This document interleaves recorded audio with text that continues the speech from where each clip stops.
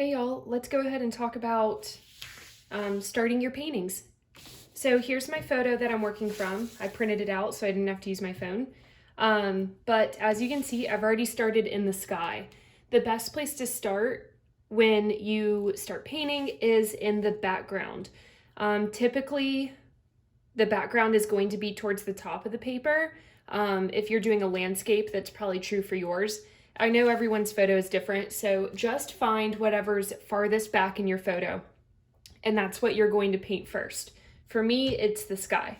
Now for this sky, I mixed all of my paint on my palette before I painted it on my paper, and I also have two different textures here. I have blended for the blue part, and then I did horizontal stippling for the clouds.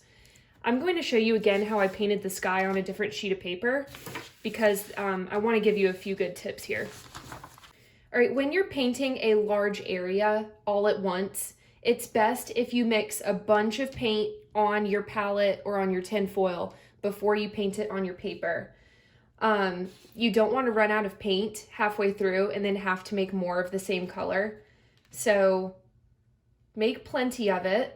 I scooped a bunch of blue onto my paper plate, and then I'm going to take a clean brush and pour some white in there as well. And this blue has a little tiny bit of purple in it, so I'm going to get some purple on a different brush and put that on my palette as well. When we're painting the sky especially, we want to create the illusion of depth. And typically, if you look at the sky in your photo, you might notice that it's a little bit darker on the top and it gets lighter as it comes down. Now, I know everyone's is different, but I want to go ahead and show you how I'm painting an ombre across the paper while using this paint that I've got on my palette. So I've got this, this light bluish purple color mixed, and I've got my brush loaded up with paint. We do not want the brush to be dry. In this case, we want to have plenty of paint on there. And then look how easy it is to cover the whole entire piece of paper. I'm just using broad strokes and I'm going back and forth with the flat brush. Back and forth. And you see how I covered a large area at one time? That's because I have plenty of paint on my brush. I'm working quickly and I'm working in a large area. So if you want your sky to look super smooth and blended, then make sure all of your colors are on your palette ready to go.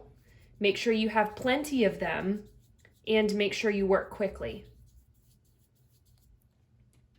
All right, you see that I'm slowly adding white to my brush a little bit at a time so that I can work down and blend it with the blue.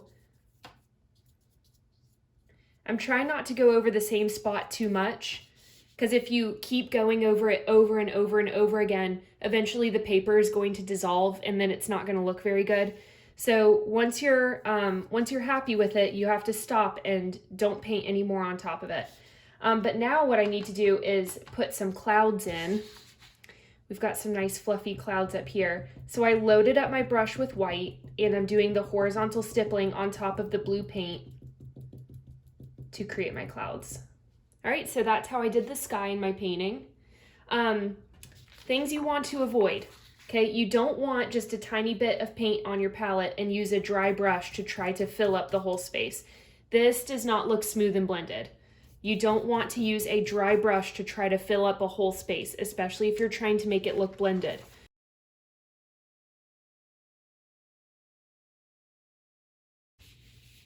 All right, I just had to clean up a little bit there. Now after my sky, the next part that I'm going to paint are these rocks right here. And you see that they overlap with the sky just a little bit. I don't know if you can tell, but I painted my sky over the pencil lines just a little bit to make sure that when I paint the rock on top of the sky, that there are going to be no white spaces, no gaps. I'm gonna go ahead and mix my paint color for the rocks.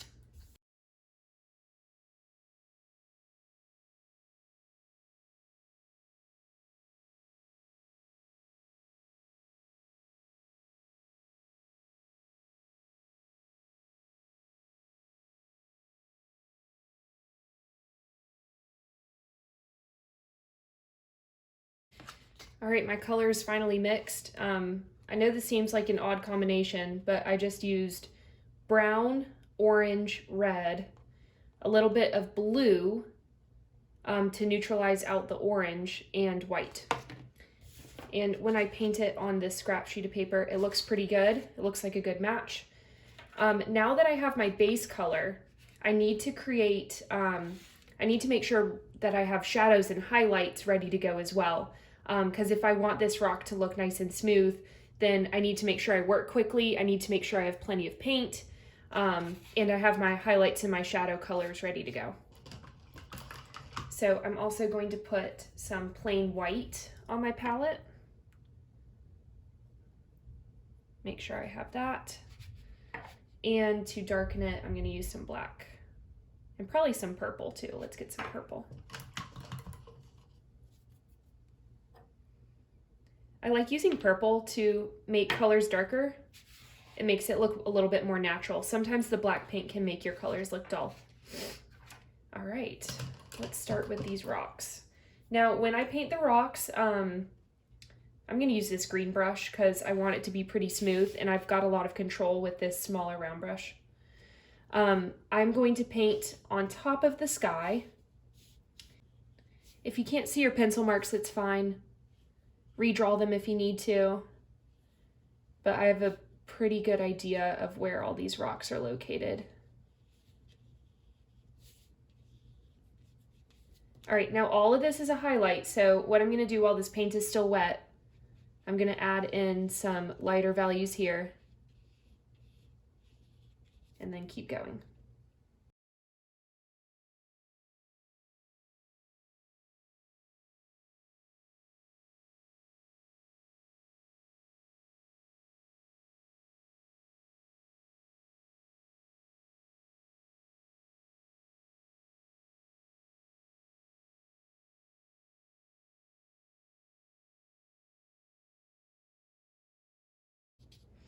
All right, in this area right here, I'm seeing a lot of sand, which kind of looks like the stippling texture.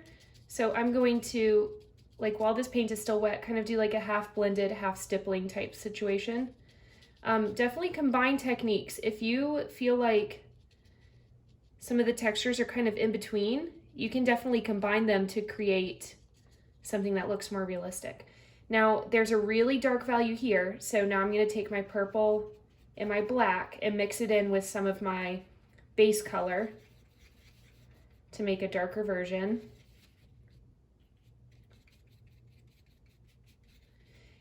And on my palette, I'm trying not to spread out my paint too much. The more you spread it out on your foil or on your plate, the drier it's going to get, and it's going to get dry really fast. So don't spread it out. Try to keep your paint in a small area so you don't end up wasting it. All right, now I'm creating values by stippling in those darker colors, and I think it's turning out pretty cool.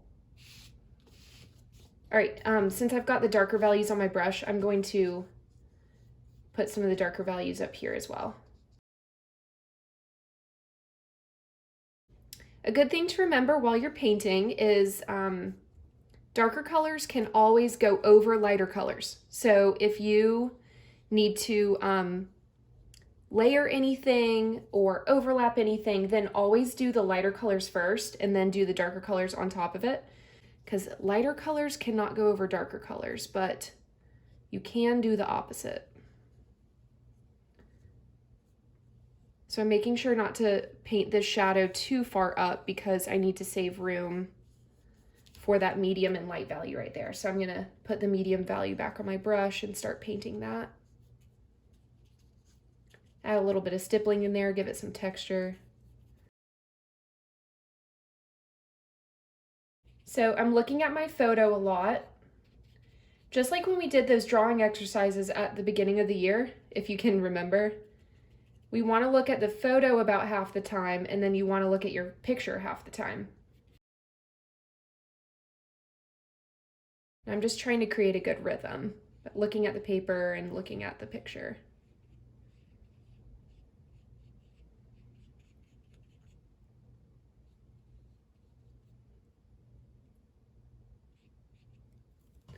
All right, it's looking a little grayish right here because my darker values were mixing with the lighter values. So I'm cleaning my brush and then getting some of the base color back on. There we go. That looks a little bit better. And there's lots of stippling right here, so I need to stipple while the paint is still wet.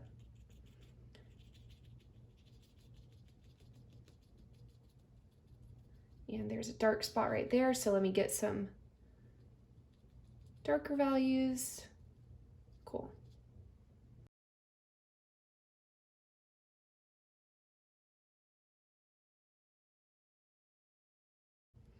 All right, I'm tapping my brush in the white and the base color, but not mixing it.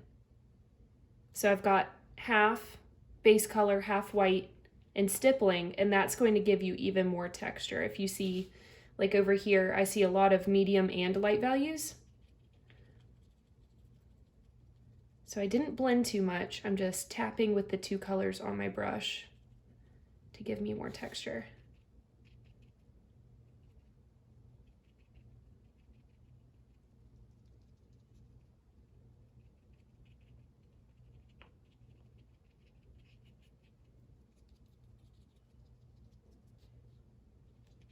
All right. I think that's looking pretty good so far. I need to take a look at it from further away and see if I need to change anything. This value got a little bit too light, so I'm going to change that one.